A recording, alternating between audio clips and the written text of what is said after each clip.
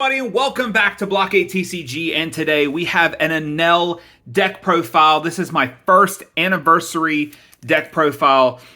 I won two of these bad boys in total. The first one was with a Whitebeard deck, which was just because the red meta was at 100% active, and I just kind of felt like it was necessary, and I won that tournament pretty easily. Because it's Whitebeard, guys. We all know that Whitebeard's just Whitebeard. But then the second one I did, the day after that, I built Enel, and man, was it not one of my favorite decks I've ever played. I usually play blue and black decks when it comes to One Piece, and I love both them. I'm very few and far between when it comes to playing red or any of the other colors, but Enel came through, and I've been playing this deck a while now. So the deck profile I'm going to be showing you today is not the exact profile of the deck of the tournament. I will explain what I did have during tournament versus what I decided to change. These are changes I made after two whole tournaments I've played with Enel. I won my first anniversary, and the second tournament I finished second place. So the first anniversary event that I won, where I got this card from, I was playing against, in total, first was a Law, second one was a Bella Betty, and the third one was a mirror match with Enel. Then the second tournament where I played Enel in, where I finished second, my matchups were a Sakazuki,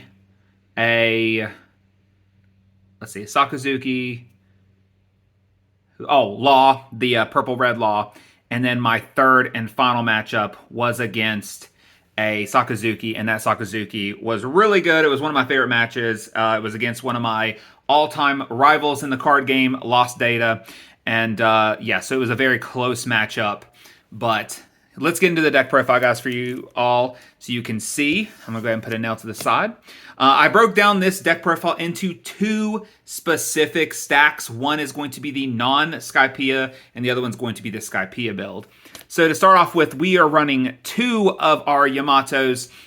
So at the time that I ran the first tournament with this deck and won the first anniversary event, as well as the second tournament, I was running, I want to say, 3 Yamato in total, because I felt like Yamato was a good, it was 3 Yamato. And it was a good card to get, really high power attack.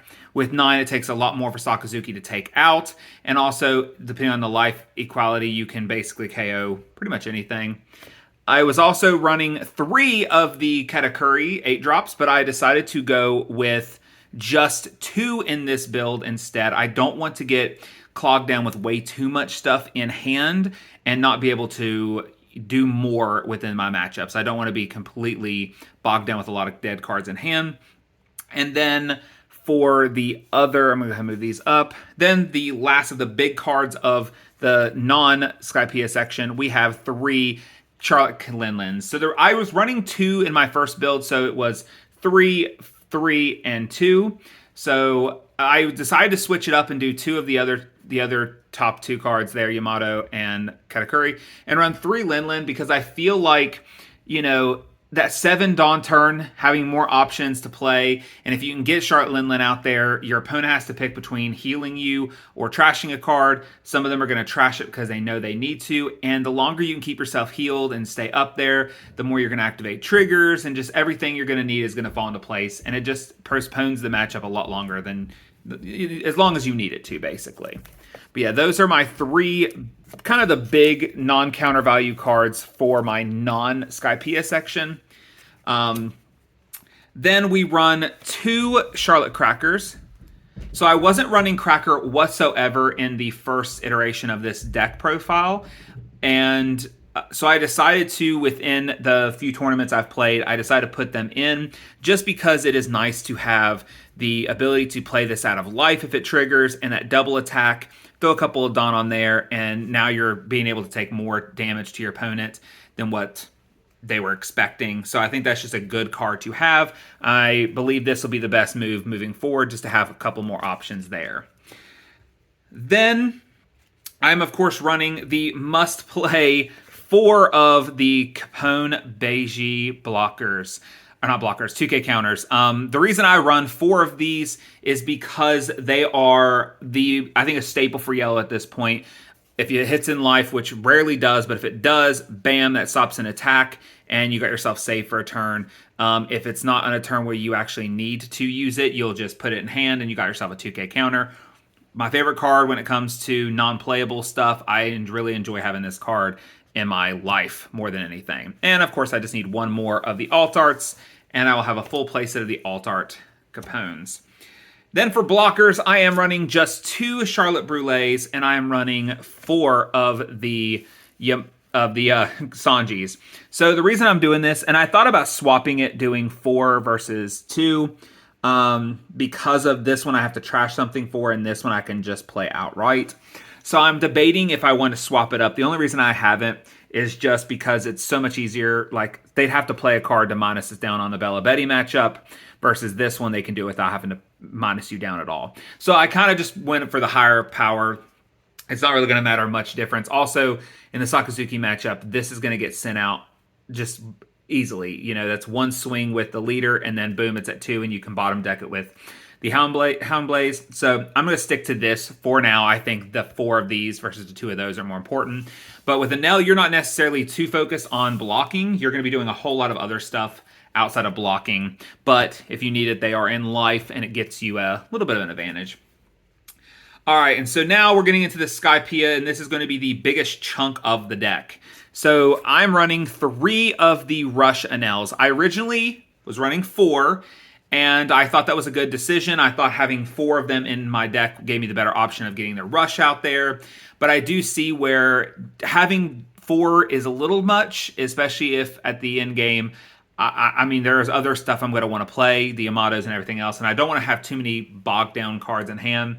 So I think in total, I'm running 10 non-counter value cards, and I think that's a decent limit to stop at. But the Rush is it won me several of my games in my first tournament.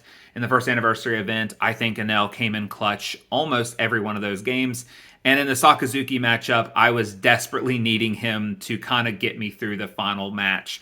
But I didn't run into him. And because of that Sakazuki match, I have decided to make an adjustment to this deck. And the card I decided to adjust made me have to take at least one of these out. So I wasn't, getting rid of something necessary. But for now, I'm going to run the 3. I'm going to see how I feel about that.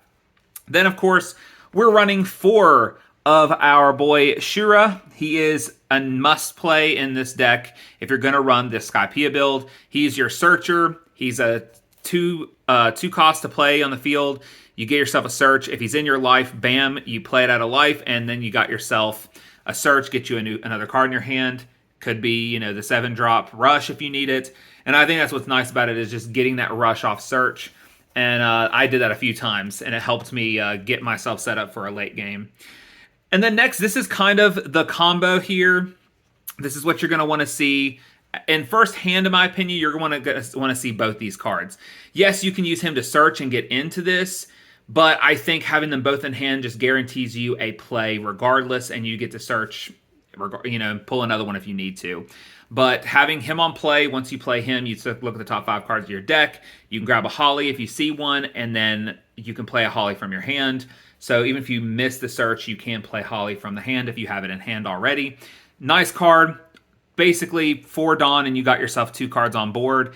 Just so good for rushing out a bunch of cards to start swinging at life. You're going to want to do that as much as possible to your Sakazuki matchups and some of these other decks, because you just want to get them down to life. The mirror match, I will say you're going to want to see these way before your opponent does. So if you're going second, you want to see this and start going at what you need to do. Not to mention, once you're down to 2 life, he becomes a 6K. You're going to get down to 2 life pretty quickly with your Enel deck. And that right there just makes it so good for making him a 6K for only 4 Dawn, and you get to special summon a Holly from your hand.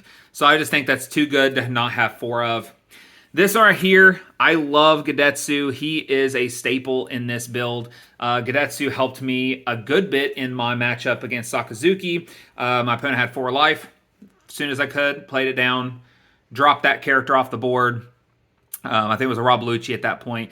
But in general, it's very good. He's basically an early game Yamato. The only difference is Yamato is both your life and he's only your opponent's. So if your opponent's got below 3 life, no real point in playing him. Might just want to keep him in hand for counter value at that point. I'm going to see if I feel like 4 is good enough for this one. I might go down a little bit, but I just like having him 6k, allows me to KO something. So not too bad of an idea. So I like having him in the deck at 4 at this moment. And then, of course, we're running the 5 Satoris. This one is also fantastic. You can trash a card from your hand. You can play him to the field, get yourself another 5k, or you can just leave him in hand for the 2k counter. Most of the time, I'm going to use him as a 2k counter, unless I have enough cards in hand to trash for a play. So, but love this card. I think in total, I'm running 10 2k counters, which is a little shy, I think, of what you'd expect from a yellow. And then, of course, I'm running your 2 Conuses. I don't play this card at all. This is just straight up for 2k counter, and I put it in the deck because I can search off of Shura. If I'm like, I desperately need something, and if I get a 2k counter and I desperately need it, I'll go for it. But for the most part, this is just going to be in hand to toss out for your survival. So then for our events, we run the 4 Elthors. I love this card right here so much. You know, up to one of your leaders or characters gains plus 4k during this battle. Then if your opponent has 2 or less life, this card gains an additional 2,000 power during this battle. Sorry, it's 2,000. Basically, think of it this way, and I'm going to say 2,000, not 4,000. But this is basically Radical Beam, but the reverse. Your opponent's life has to be below 2 life to be able to use this. The other part is the trigger. You can cap to one of your opponent's characters with a cost equal to or less than the number of your opponent's life.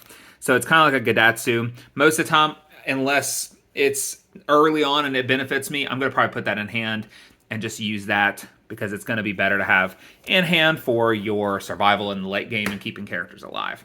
And then the last but not least, the card that I added that I think really inspired me to edit this deck a lot is the 200 million volts Amaru. This right here, guys, is the card that I would have, if I could have had when playing against my Sakazuki matchup, that would have helped me so much, and I think it will help in a lot of matchups.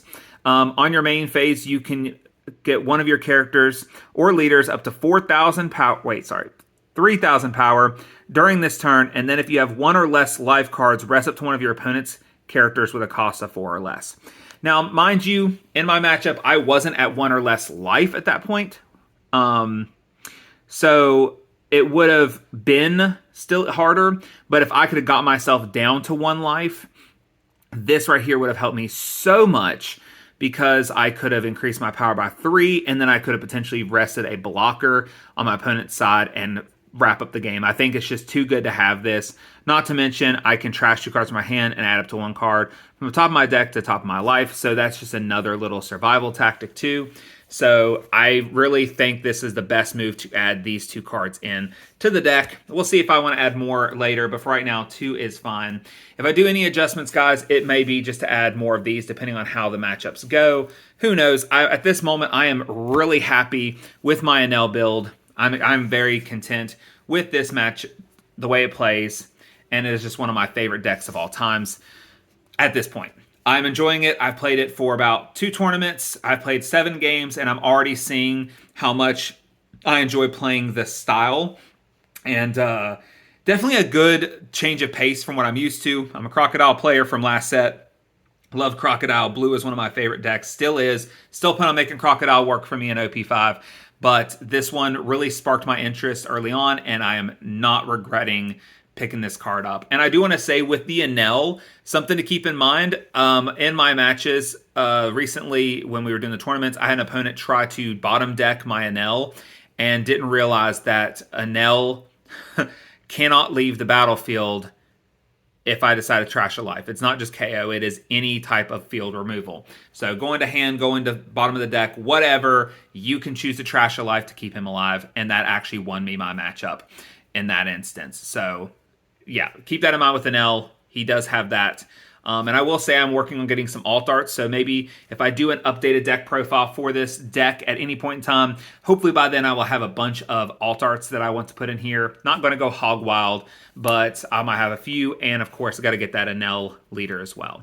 But thank you guys for watching. I have another tournament up today that I'm going to be participating in, another first anniversary. I have 2 more chances, or 3 more chances total to continue to win some of these Luffy cards. A whole play set of these would be kind of cool to have, not gonna lie. So we'll see how well we do, and we'll see if Enel keeps treating us right. Thank you guys for watching, and I'll see you guys next time.